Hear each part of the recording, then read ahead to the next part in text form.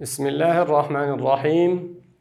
السلام عليكم ورحمة الله وبركاته. ګرانو شاګردانو، الله جل جلاله دې وکړي چې روغ جوړ او خوشاله اوسئ. ګرانو زده کوونکو، د دې څخه مو مخکې سوره فلق 3 آیاته ویلي وو. راځو مخکینی درس ته هغه یو ځل تکراروو، هغه احکام بیا تاسو ته وایم او بل هغه به بیا انشاءالله مخکې ځو. نو ګرانو زده کوونکو، زمونږ او ستاسو دویم صنف کې یو. قرآن کریم مو مضمون ده چې قرآن کریم کلام د رب العالمین ده چې د جبرائیل په واسطه په حضرت محمد صلی الله علیه وسلم باندې د 23 کالونو په جریان کې مکمل نازل کړی د بشر د هدایت لپاره. او سورت مو کوم یو سورت ده؟ الفلق سورت ده. درس مو 12 درس ده. صفحه مو چې په کتاب کې وګورو ګران زده کوونکو، نو 21مه صفحه ده. څومه؟ 21مه صفحه ده. ګران زده کوونکو، ما مخکې هم تاسو ته ویلي وو، داسې مختصره واقعه مې ویلې وه تاسو ته، هغه یو ځل بیا تکراروم چې انشاءالله هغه به ستاسو ذهن کې ناسته وي. خو د دې لپاره چې تکرار شي او بیا مو هم دا تکرار تازه شي، 2 سورتونه چې فلق ده، الفلق او الناس سورت ده، چې لام قمری والا سورت او لام شمسی والا سورت.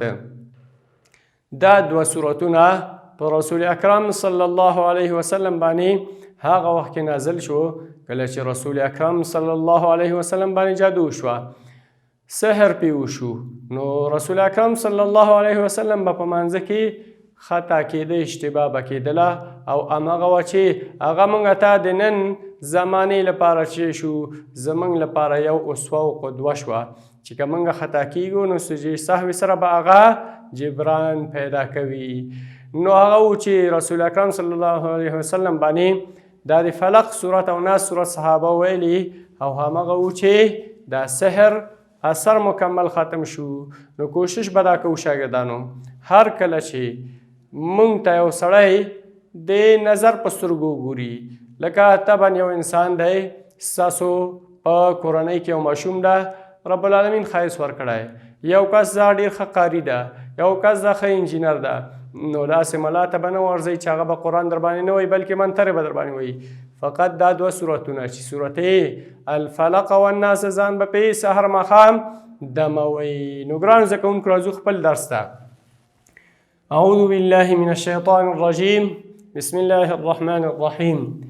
سورت الفلق، قاف دلته چې ویل کېږي ګرانو زده کوونکو؟ ډک، قاف ډک. او همدارنګې دغه حمزه چې د الف په شکل ده دا به لږ سخته ویو، واو مده ده، ذال به د ژبې په سکو سره ویو، او را به ډکه ویو، با مشدده ده، با به د لام سره یو ځای کوو، او فا به ډېره په نرمۍ ویو. دلته به د وقف له وجې نه په قاف باندې شی کوو، قلقله کوو چې حروف د قلقله 5 دي. د قلقلې حروف څو دي؟ 5. د هغه څخه یو حرف څه شی دی؟ قاف، یعنی قطبو، قاف طا با جیم دال، دا د قلقلې حروف دي. ګرانو زده کوونکو، څنګه به یې ویو؟ قل اعوذ برب الفلق، قل اعوذ برب الفلق. دویم آیات ته راځو ګرانو زده کوونکو. من شر دلته چې کوو ګرانو زده کوونکو؟ اخفا. څو حرکته؟ 2 حرکته. دغه را چې مشدده ده او کسره لري، دا به څه ویو؟ باریکه به ویو. څه به ویو؟ نری به ویو. من شر ما، الف مده، خا ډکه، بیا په آخر کې قاف د وقف له وجې نه قلقله. څه د وقف له وجې نه؟ د قلقلې 2مه مرتبه. یو هغه و چې هغه حرف د قلقلې مشدد و، یو هغه و چې په آخر کې و غیر مشدد و، لکه خلق، فلق. نو 2مه مرتبه د قلقلې ده. نو څنګه به ویو؟ من شر ما خلق، من شر ما خلق. همدارنګې ومن شر اخفا بکو 2 حرکته، را مشدده کسری والا باریکه او تشبه ویو. غا غای نوروس الف ده الف هم ډک ویو. قاعده دا ویلې وه چې که چېرته الف د ډکو حروفو نه وروسته راغی نو هغه به څه ویل کېږي ډک. که د تشو حروفو نه وروسته راغی به څه ویل کېږي تش. نو دلته الف ډک ده. قاف باندې دوه کسرې دي. د دې دوه کسرو څخه وروسته حمزه د الف په شکل راغلی اظهار به کوو. چې به کوو اظهار به کوو. ومن شر غاسق اذا الف مده دال د ژبې په سکان او د زا درنه جوړه نشي. وقب بعد قلقلې له حروفو څخه ده په آخر کې واقع شوې ده. نو بیا به څه کوو دې باندې به هم قلقله کوو. څنګه به یې وایو ومن شر غاسق اذا وقب. ومن شر غاسق اذا وقب. ګرانو زده کوونکو دا و زموږ او ستاسو پرونی درس. راځو خپل ننني درس ته ګرانو زده کوونکو. ومن شر النفاثات. ومن شر دلته څه کوو دلته به اخفا کوو ځکه وروسته تی شین راغلی ده. ومن شر النفاثات دلته اخفا د دوه حرکاتو په اندازه. دلته را مشدده کسری والا باریکه. شر النفاثات نفاثات دلته به دغه را د نون مشدد سره یو ځای کوو. شر نفاثات دلته پوهیږو ګرانو زده کوونکو چې نون مشدد ده. مخکې مو تاسو ته ویلي وو چې نون او میم په خپل یعنی په خپل ځان کې په خپل وجود کې دغه غنه همیشه لري. لیکن که مشدد اوسي بیا به دوه حرکته غنه پې کوو. لام شمسی ده ځکه چې ظاهر نه ویل کېږي. نون باندې د دوه حرکتو په اندازه غنه. نون باندې د څو حرکتو په اندازه غنه دوه حرکتو. فا چې بعضې حروفو لپاره موږ قاعده داسې ویلې وه که چېرته دغه حرف مشدد اوسي نو بیا به په دې کې هغه صفت لازمه ډېر ښه ظاهر کېږي. لکه نف دا فا باندې شی کوو نفس جاری کوو. سره رقمې وایو ومن شر نفاثات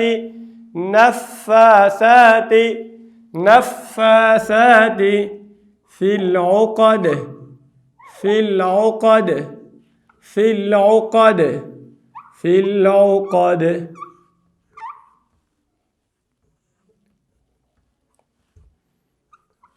ګرانو زده کوونکو دلته که چېرته دا د لام قمري سره ونتړو نو بیا به څه وي یا مده وي.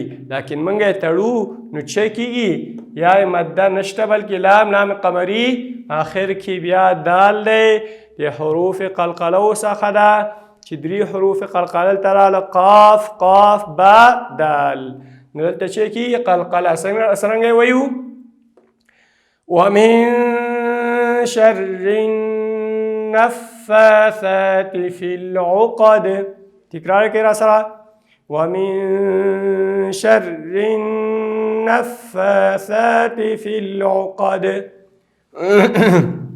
ورپسې آیت څه ده ومن شر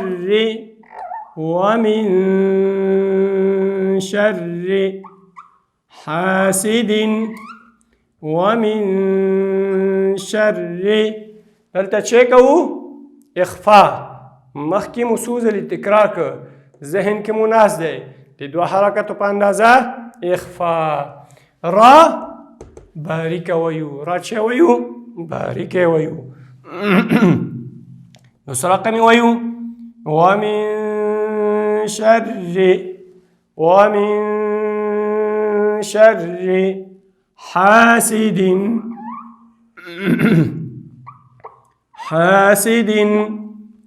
حاسد ګورئ ح نه وروسته الف ده الف مده ده سین به څه شی وایو صحیح واضحه به وایو حاسدین اذا دغه دال باندې چې دوه کسرې دي د هغې څخه وروسته حمزه د الف په شکل راغلې ده اظهار به کوو شر حاسد اذا حسد اذا حسد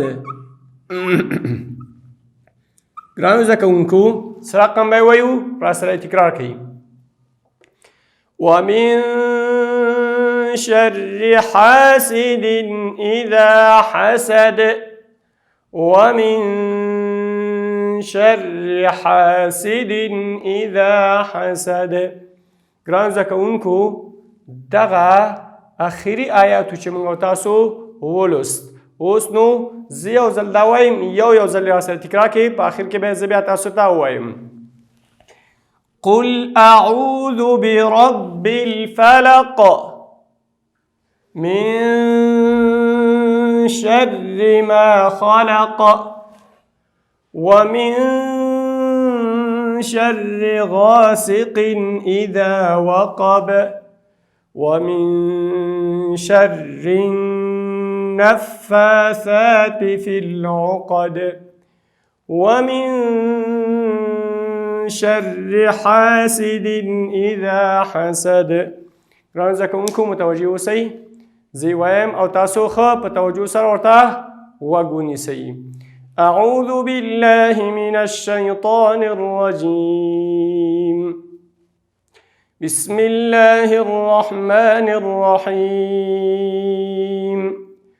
قل أعوذ برب الفلق من شر ما خلق ومن شر غاسق إذا وقب ومن شر النفاثات في العقد ومن شر حاسد إذا حسد صدق الله العظيم ګران زده کوونکو دا و زموږ او ستاسو نننی درس په خدای او رب العالمین مو سپارم ومن الله توفیق